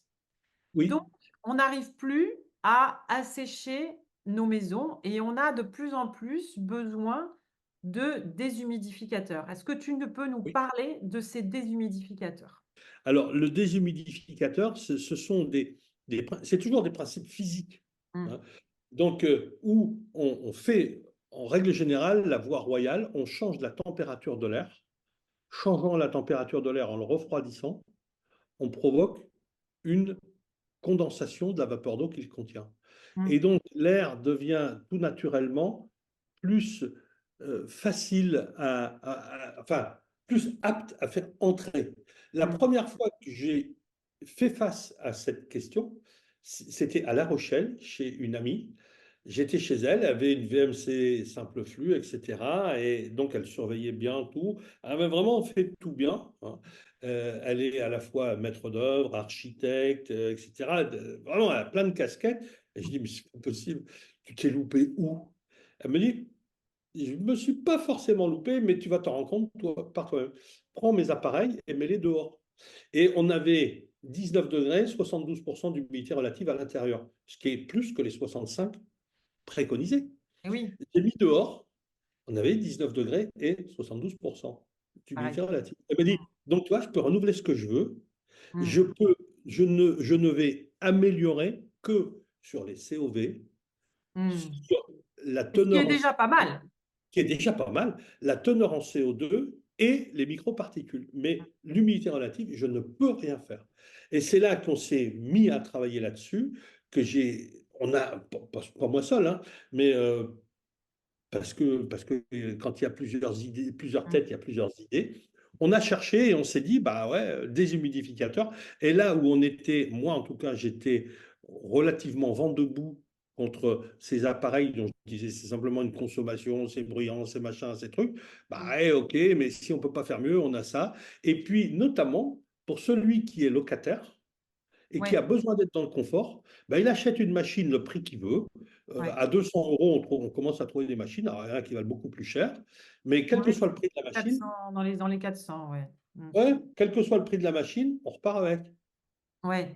Oui, Et c'est c'est pas, vrai, c'est vrai, ça voilà, n'appartient pas au proprio. ça n'appartient pas au propriétaire et on n'a pas besoin de dire, monsieur le propriétaire, est-ce que vous m'autorisez? Ah, si Oui, on est en appartement, tu me disais comment on fait quand on est en appartement, bah, ouais, on va en on parler. demander à la copro.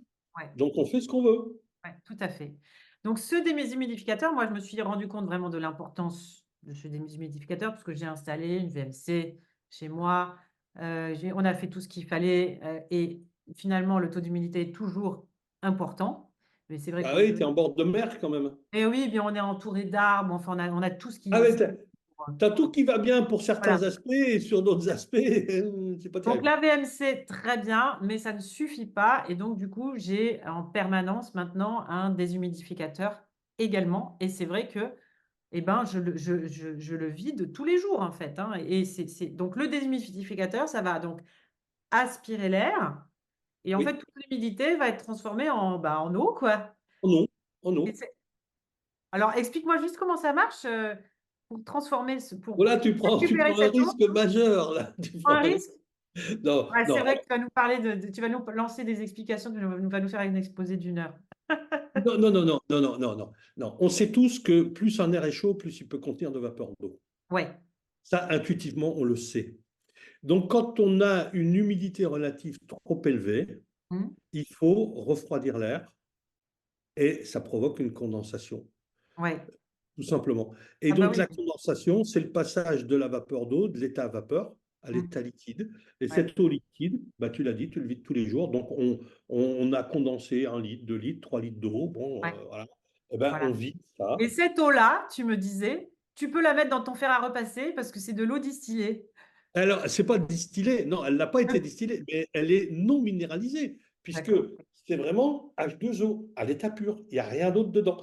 En fait, les minéraux qu'on a qui se baladent, notamment le calcaire qui se dépose dans les fers à repasser, ben, Mm. c'est une charge qu'il s'est faite, enfin, qui s'est faite de l'eau qu'on a à nos circuits de distribution, parce D'accord. qu'on a pris de l'eau souterraine qui s'est chargée de minéraux dans son circuit. Et là, on a de la vapeur d'eau qui est dans l'air, c'est du H2O à l'état pur.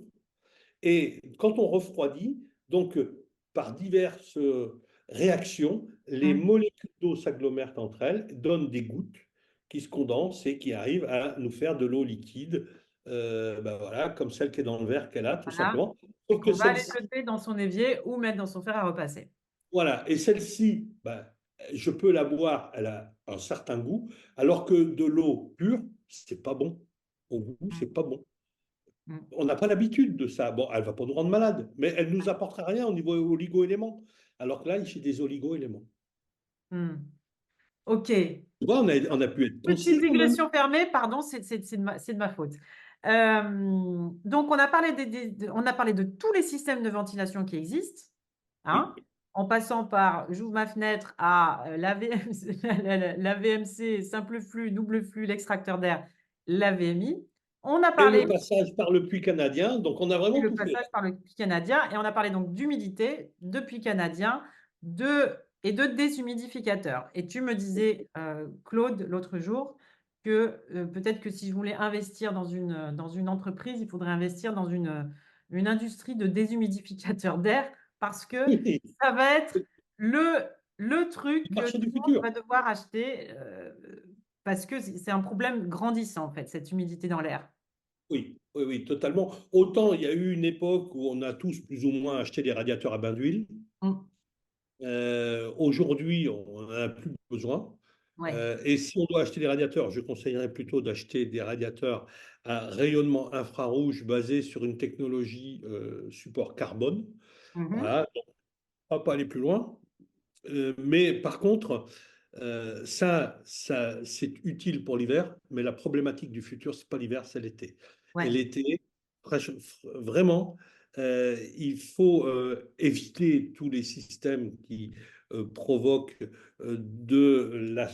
l'accumulation de chaleur, Mm. toutes les batteries thermiques, hein, c'était le cas chez toi, bah, il y avait une dalle béton, dessus tu as mis du bois, bah, ça a amélioré la chose. On a comme ça des systèmes à faire. On met des ombrières, on met des voiles, etc. On commence à voir des voiles apparaître, hein, Oui, sur les terrasses.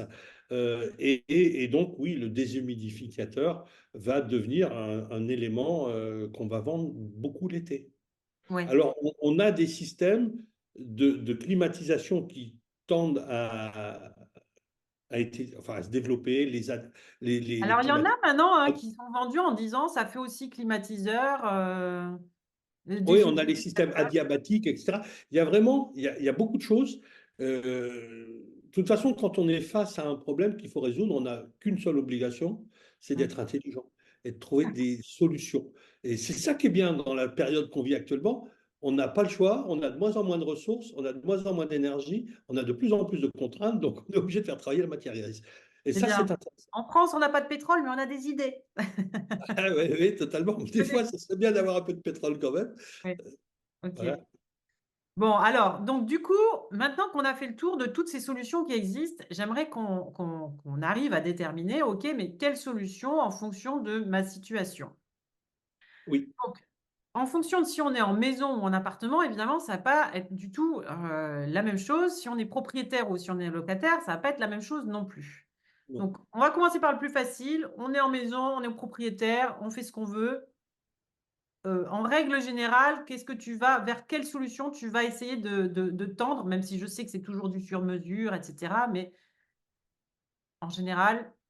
Alors, on a des grandes tendances. En fait, la grande tendance, c'est mettre la maison au service des occupants. Mmh, C'est-à-dire, une tendance qu'on connaît bien chez Home, oui.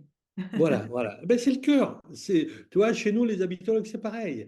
Donc, c'est la base. Si on s'occupe des gens, ça va quand même pas plus mal que si on considère qu'ils sont simplement là pour être dans une enveloppe. Et puis, bon, on vous a déjà fourni une enveloppe, vous allez quand même voir en plus ramener votre science en nous disant que ça va pas. Alors, déjà, si je n'ai qu'un sujet à aborder Mmh. dans un habitat, ça sera le renouvellement d'air.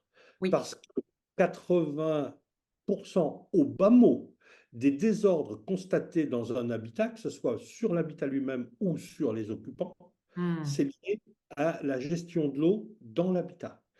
Et le renouvellement d'air est vraiment la solution la moins coûteuse de Mmh. tout ce qu'on peut imaginer pour gérer au mieux l'évacuation de l'eau qui est en excès, soit générant des ordres à l'habitat, soit générant des ordres vis-à-vis des habitants, ou les deux.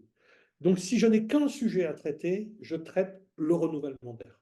Mmh. Avec moins de 20% de l'investissement global, et de loin, de très loin, beaucoup moins que 20%, je Mmh. résous plus de 80 à 90% des problèmes. Donc, dans le cadre de l'application de la loi Pareto, la moindre dépense pour la plus grande efficacité, Oui. il n'y a Donc pas ça, on a photo. bien compris, la ventilation, c'est primordial. Donc, Voilà. bon, d'après ce que j'ai compris en intro quand même, tu es plutôt engagé vers la VMC simple flux que double flux, sauf si on est dans une Ah, maison c'est neuve. marrant, j'ai laissé croire ça. On a laissé croire, on a pu, C'est une voilà, impression qui demeure. Bon, eh bien, elle est voilà. bonne. Tu as pas bien caché ton jeu là. Bon, Non.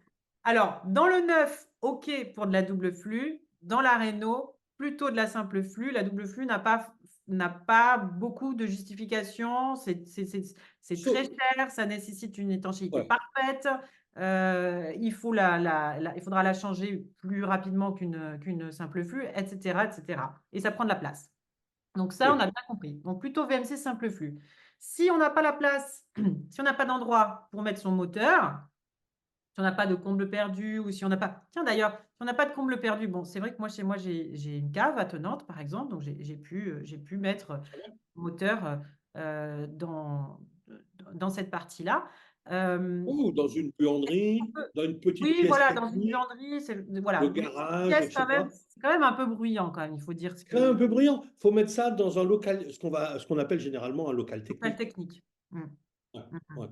Euh, OK. Parce que c'est bruyant, parce que ça nécessite de temps en temps un peu d'entretien si on a un système où il faut changer les grilles, Mmh. etc.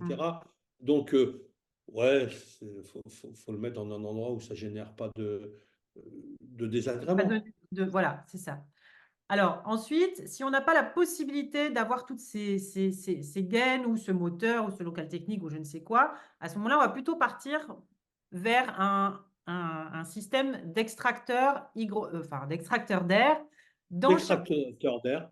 Alors, je me dans méfie quand on dit hygroréglable parce qu'il y a beaucoup de vendeurs qui, quand on leur dit je veux un extracteur hygroréglable, pensent qu'on veut quelque chose qui ne démarre que quand c'est nécessaire. Or, on veut quelque chose qui tourne en permanence et qui ne s'accélère que quand c'est nécessaire. Mmh, Donc, d'accord. il faut vraiment bien dire je veux du 24-24, 7/7. Alors Ça, ça, c'est c'est important et tu vois, moi, mon électricien, il me dit: «À combien tu veux que ça se déclenche, plus fort?» tu vois? Et lui, il avait mis, d'office sur 70 d'humidité. Alors qu'on dit toujours que c'est plutôt à 60 max, en fait. Le oui, confort, il faut avoir entre 40 et 60 d'humidité dans l'air. oui, Voilà. 65, ça va. 65, ça va. Oui, Heu, oui. Et mais dans des 70, régions c'est comme déjà la trop, tienne, quoi. Mmh? franchement, dans des régions comme la tienne, avoir 65%, c'est déjà bien, hein. OK. Non, non, mais c'est vrai, c'est vrai. Ouais. Et quand je dis des régions comme la tienne, je mets toute la Nouvelle-Aquitaine, toute la Vendée et une Mmh. partie de la Bretagne, hein. Mmh. Donc c'est quand même pas rien, hein. D'ailleurs, j'en profite pour dire sur ce sujet-là, du taux d'humidité, il existe des tas de déshumidificateurs, Mais enfin, moi, je suis en train de faire ma petite étude de marché sur ce sujet parce que je dois en acheter un autre du coup. Mais c'est vrai que moi, je trouve ça très pratique quand sur le déshumidificateur, il nous indique en plus le taux d'humidité actuel qu'il détecte Oui, dans l'air. totalement. Oui, Alors que ce n'est pas du tout le cas de tous. Donc voilà, non, totalement. Oui, oui, oui, absolument, ça, absolument. c'est important parce qu'en plus, du coup, si à un moment donné, il se dit c'est bon, l'air est suffisamment sec, il va s'arrêter en fait. Donc ça, Oui. c'est bien. Alors, donc, avant d'acheter un déshumidificateur, moi, je vous conseille d'acheter un thermomètre hygromètre. Ça vaut moins de 50 euros. Ouais, Et vous testez l'humidité relative de vos pièces et l'humidité relative extérieure. ok. Et donc, ça vous permettra de voir à quel niveau vous vous situez. Et donc, oui, après bah, il y a un tas de technologies, mais promis juré, je me pencherai dès que j'ai le temps, c'est-à-dire pas demain matin, sur une étude de marché des hygromètres, pas des Et hygromètres. des humidificateurs, ouais.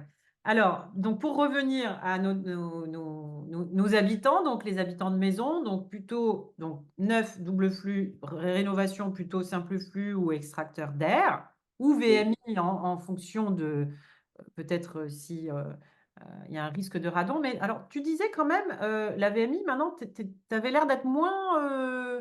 Ben, la VMI, par exemple, dans les personnes qui peuvent avoir un déshumidificateur, l'idéal, ça serait quand je fais rentrer de l'air, Hmm, et je pense qu'il va falloir aussi que les fabricants imaginent des machines où on met en série, on n'est pas obligé que ça soit une seule et même machine. Moi, j'ai horreur des machines qui font plusieurs choses. hmm, J'aime bien quand c'est en série parce que si j'ai un des éléments qui lâche, je ne change pas tout. Donc, hmm. dès qu'on ait, par exemple, une simple flux enfin une VMI qui va faire entrer Ouais. et va faire entrer de l'air après faute d'avoir pu mettre un puits canadien, par exemple, bah Hmm. après de passer dans le déshumidificateur, par exemple. Hein. Ah ouais, Donc, c'est possible ça? je Ça ne sais existe pas ça si ça existe, techniquement? mais si ça n'existe pas, ça ne serait pas con de l'inventer. Oui. Faire un faible. On va. Ok, d'accord. Ouais, Ben il y voilà, a du bah, puis toi, tu business sur le marché, hein, as il y a du une business. nouvelle idée d'entreprise à créer là. Voilà, voilà, Ouais. voilà. Ok. Alors, ensuite, maintenant, plus problématique quand on est en appartement. Et puis après, on va parler Oui. du cas des locataires, qu'est-ce qu'ils peuvent faire voilà, quand on n'est que locataire. Donc déjà, quand on est en appartement, qu'est-ce qu'on peut, qu'est-ce que tu nous conseilles? Bon, déjà, il faut savoir, je pense, quel est le système en place.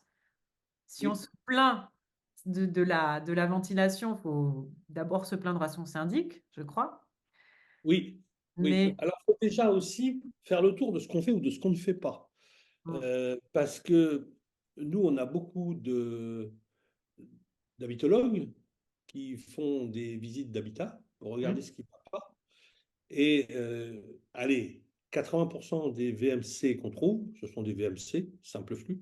Pour oui, 80%, ça ne va pas. Mais dans le collectif comme dans l'individuel. C'est-à-dire qu'on a des gaines écrasées, on mm, a des bouches d'extraction qui sont complètement encrassées, il n'y a plus rien qui passe. ouais, On a des machines qui sont, pour certaines, il y a 20 ans qu'elles ne fonctionnent plus. Soit mm, parce que les gens les ont débranchées, soit parce que, elles ont grillé puis personne ne s'en est rendu compte.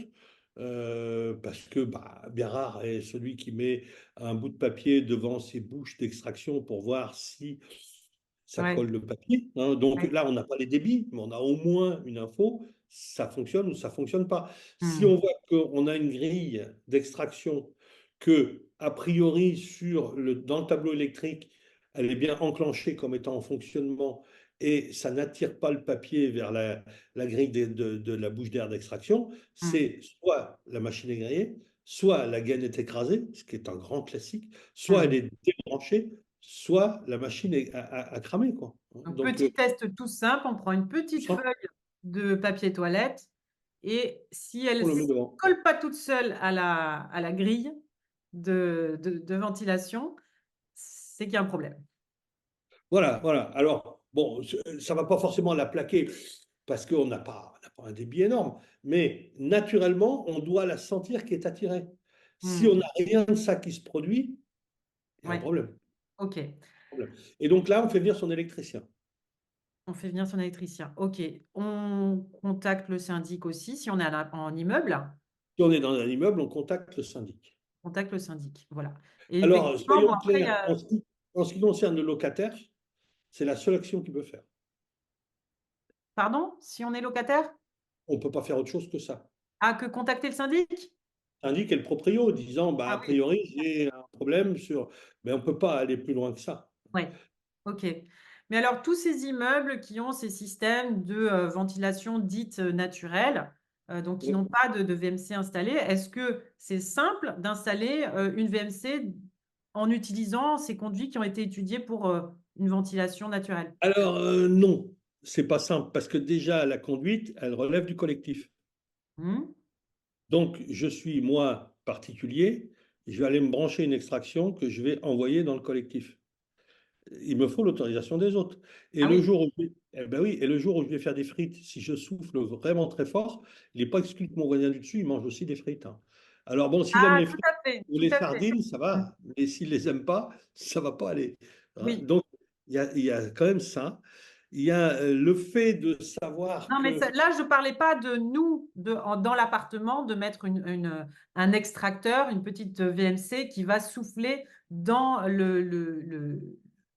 la canalisation, la gaine commune. Ça, c'est Alors pourquoi je le dis? C'est parce qu'on l'a déjà trouvé plusieurs fois, ça. oui, c'est vrai, en fait. Effectivement, donc ça, il ne faut pas faire. Non, Si on est dans un appartement, dans un immeuble qui a une ventilation naturelle, donc qui n'a pas de VMC, si nous, dans notre appartement, on met une VMC, eh ben, on va pousser beaucoup plus d'air dans voilà. un truc qui n'est pas censé recevoir un gros débit Ouais. d'air vissé. On Et va du coup, créer on va créer une turbulence à l'endroit où on voilà. va faire le raccordement, etc. Donc non, non, ça on touche Et pas. en fait, cet air-là, il risque d'aller chez le voisin du dessus, tout simplement. Voilà. Voilà, ouais. Donc ça, c'est effectivement, c'est pas cool du tout pour vos voisins. Donc si vous êtes en immeuble, surtout n'essayez pas d'installer une VMC dans votre appartement. La VMC, il Non, faut l'installer non. de façon collective. Ni à faire soi-même, ni même à faire faire à un artisan Ouais. gonflé qui dit, ouais, mais moi je m'en fous, je vous le fais. Parce que bah, après tout, il y a une partie de la gaine qui est à vous. Non, non, non, non, non. Dans un appartement, quand on est dans le collectif, soit on demande l'autorisation pour intervenir sur les façades, parce que les Mm, façades ne nous appartiennent pas. mm, Si je veux me mettre une VMC simple flux à moi, je le peux, sauf que faut que j'extrais. Et dès lors où je dois extraire, je dois envoyer dehors, ou je dois puiser à l'extérieur si c'est une VMI, c'est pareil. Je vais créer une bouche sur la façade, et ça, je dois demander l'autorisation à mon syndic. Je n'ai pas le ouais. choix de Oui, faire sur autrement. la façade ou dans la gaine commune. Dans la gaine commune, il va falloir qu'il y ait un technicien qui passe, Voilà, c'est il va ça. y avoir l'architecte de copro, etc. Oui. On s'engage dans C'est-à-dire, un truc qui si va. tout le monde, si tous les appartements font ça, peut-être ça peut fonctionner. Je ne sais pas. Je sais pas, hein, c'est une question. Mais enfin, il vaut mieux avoir une VMC commune est-ce qu'on peut, sur le toit ou comment? Est-ce qu'on peut, c'était ça ma question à la base, est-ce qu'on peut utiliser ces gaines de ventilation naturelle qui existent dans beaucoup d'immeubles pour Oui. se dire collectivement, installons une VMC? Oui, mais là, ça relève du collectif. Oui, ça relève du collectif. Mais Ça là, je relève du parle du collectif et collectif. c'est vraiment quelque chose à voir avec l'architecte de la copro, Ouais. avec le syndic, avec l'association des Mhm. copropriétaires, etc. OK. Donc, et c'est une démarche qui est longue. Tout à fait. Et on va faire appel à des techniciens qui vont venir nous dire la faisabilité, etc. Donc là, oui, ça peut se demander, mais de là à l'obtenir C'est long. facilement et rapidement, non. C'est long, Ça mais sera c'est in probablement fine pas peut-être. toujours possible. Oui, c'est long, mais c'est quand même, in fine, peut-être ce qu'il y a de mieux. C'est vrai que moi, j'ai habité comme ça dans une résidence où on a fait entièrement une isolation par l'extérieur et l'installation d'une VMC. Et tout ça a été projeté comme ça. Mais c'est vrai que ça a été des années d'études. Et ensuite, ça a été 2 ans de travaux, parce qu'il y avait énormément de bâtiment, mais c'est quand même plus efficace que d'essayer de bricoler chacun quelque chose. Bon, maintenant, Totalement. Totalement. si c'est pas possible, qu'est-ce qu'on peut faire individuellement quand on est dans un appartement et qu'on veut améliorer la qualité de l'air intérieur? Ben, à part le déshumidificateur qui va nous permettre de jouer sur la teneur en vapeur d'eau de l'air, donc l'humidité relative, on n'a pas d'action possible sauf à demander l'autorisation pour installer un système d'extraction ou d'insufflation avec au moins une prise sur la façade. Ouais, Alors, des fois, ça ne dénature pas. S'il y a un balcon, bah, on peut le faire à la hauteur de notre balcon, ça ne se oui, verra pas. Mais il faut quand même demander l'autorisation. OK, d'accord. Donc ça peut être une solution de se dire: «Je vais installer un extracteur d'air», donc cette petite machine qui est, Oui, ou même une VMC centralisée, pourquoi pas? Je la mets parce que souvent, on a la salle de bain qui donne sur l'extérieur. mmh? Quand les Pas toujours. architectes n'ont pas été trop mauvais, la salle de bain donne souvent, où elle n'en est pas forcément très loin. Il y a quand même beaucoup de Et en salles tout cas, d'appartements avec des salles de bain dans le noir, hein. Mmh. oui, oui, oui. Mais en tout Ah, mais cas, par contre avec un mur, qui donne sur l'extérieur, c'est ça que tu veux dire? voilà. Et en tout cas, globalement, les pièces d'eau sont groupées. Devrait l'être, Mmh. avec cuisine, salle de bain et WC, pas à 1 kilomètre les uns des autres, parce que ça n'a pas de sens, ne serait-ce qu'au niveau des circuits d'eau, Tout à et fait. particulièrement de l'eau chaude. Donc à partir de ce moment-là, on peut peut-être, dans une de ces pièces-là, installer une machine centralisée. C'est pas impossible. Mais là, D'accord. je dirais que ça, c'est presque du cas par cas. Et Ouais, là, on est vraiment dans le détail qui ne relève pas d'une approche globale, si tu veux. tout à fait. Mais enfin, c'est quand même Et important de se dire: «Bon, si j'arrive pas à m'entendre avec tous mes copropriétaires qui ne veulent pas entendre parler de travaux et cetera», de pouvoir se dire: «OK, bah, alors laissez-moi s'il vous plaît faire un trou dans la façade». voilà, voilà, Voilà. demandez ça. Et on a l'autorisation de faire le trou dans la façade. Du moment qu'on ne génère pas quelque chose qui fait un barouf du diable et qui gêne le voisin, personne ne Mmh. nous dira rien. Oui. Mmh, mmh, mmh. Quand on dit le barouf du diable, on parle du pas juste du temps des travaux, bien sûr, hein. On parle Non, non, du là, on met moteur les qui va gêner en permanence, Voilà, voilà, le barouf du diable sur une journée, on prévient les voisins, on dit bon, on va faire un peu de bruit, mais ça ne durera pas. Bon, voilà, puis ouais, tout ça, à c'est fait. OK. le bon voisinage, ça. Bon. Et ben, écoute, franchement, merci Claude pour toutes ces infos. Je crois que là, on a quand même pas mal fait le tour. On a compris que le renouvellement d'air, premièrement, c'est indispensable et deuxièmement, bah, en fait, il existe, une multitude de solutions. Oui, Qu'il faut faire attention à la fois au renouvellement de l'air, mais aussi à l'humidité de l'air, hein. Qui donc tout ce qui peut nous être dangereux pour la santé, c'est effectivement, bah, ce trop plein d'humidité qui peut causer donc des moisissures qu'on va respirer et qu'on va pas toujours voir tout de suite, hein, en plus, hein. Ces moisissures, elles peuvent être totalement, derrière totalement. une tête de lit, c'est vraiment Oui, ça. oui, oui, quand on bouge les meubles, des fois, on a des surprises, hein. Tout à Derrière fait. le frigo, etc. Ouais, parfois même sous le matelas, sur les lattes du lit, parce que le corps dégage énormément d'humidité. Donc, ouais, ouais. donc c'est très, très important à la fois donc de faire attention à cette, humidité qui peut être dangereuse, qui peut causer beaucoup de nuisances, au COV aussi, composés organiques, volatiles et donc voilà, être extrêmement vigilant sur ces sujets-là quand on rénove. Donc que ce soit pour, des particuliers ou pour, des architectes d'intérieur, c'est un sujet, capital, à maîtriser. Merci beaucoup Papy Claude. Donc je mettrai, en lien dans la description de cette vidéo pour ceux qui veulent aller plus loin, les liens vers tes articles, tes livres, ta formation, d'habitologue et peut-être la carte des habitologues. Voilà, la carte, parce que autant à un moment donné, je me disais, il faudrait que tous les archis d'intérieur, etc., soient habitologues. Bon, Mmh. difficile.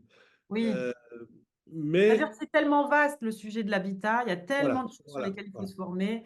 C'est vrai que nous, Et, on forme et beaucoup donc, à par contre, l'ergonomie, ouais. voilà, par contre, dès l'instant où, notamment, vous êtes dans un métier de service, Ouais. Vous avez de la clientèle, ben, je pense que de temps en temps, les architectes font appel à des bureaux d'études structures Mmh. pour dire bah, est-ce que ça vous m'autorisez ou pas à faire cette transformation, etc. Eh bien, il y a la possibilité aussi, à mon avis, de temps en temps, quand la situation le nécessite, ou Mmh. quand on se rend compte que bah, il y a une incompréhension, etc. On a des habitologues et moi j'aimerais bien qu'il y ait effectivement des relations un peu plus étroites qui se tissent entre un habitologue local et un ou une architecte d'intérieur local. Oui. Tout à fait. Euh, Bah, nous, on cherche hein, à chaque fois, hein, les homeurs. Souvent, hein, quand on ne sait pas, on dit bah, il faut trouver un habitologue dans le coin. Mais c'est vrai qu'il n'y en a pas encore partout. Des pour le moment, on atteint habitologues. une trentaine. Sur la France, c'est pas assez. Mm, On accélère, mais pas trop non plus parce que bah, il faut le temps pour former mm, quelqu'un. ouais. Parce que c'est long et parce que on a beaucoup de gens qui se disent à un moment donné, bah, finalement, c'est pas vraiment ça que je veux faire, c'est autre chose, etc. Donc, ouais, ça va jamais comme on veut, jamais. Mais ça serait pas Ouais, rigolo si ouais, tout roulait, voilà, ça roulait tout tout à seul. fait. Ok, bah écoute Maëlys, j'ai été content de passer ce temps avec toi. J'espère qu'il sera utile pour C'est les sûr homeurs qu'il sera et utile. homeux. C'est un sujet d'utilité publique. Je suis ravie de t'avoir invité sur cette chaîne où on parle d'optimisation d'espace, hein, parce que c'est un sujet qui ne doit surtout pas être tabou. Il faut briser ces tabous. Il faut l'aborder dès qu'on rénove. On ne pourra plus se dire simplement maintenant, je rénove parce que je veux changer la couleur ou je veux changer l'agencement de ma cuisine. Non, dès qu'on rénove, on doit penser rénovation énergétique, on doit penser renouvellement de l'air. Ça fait partie aujourd'hui des sujets. Et quand on est architecte d'intérieur, on ne peut pas faire que de la déco. Ça n'est pas possible. Ça On n'est est pas d'accord. au service de nos clients habitants. OK. Voilà, absolument.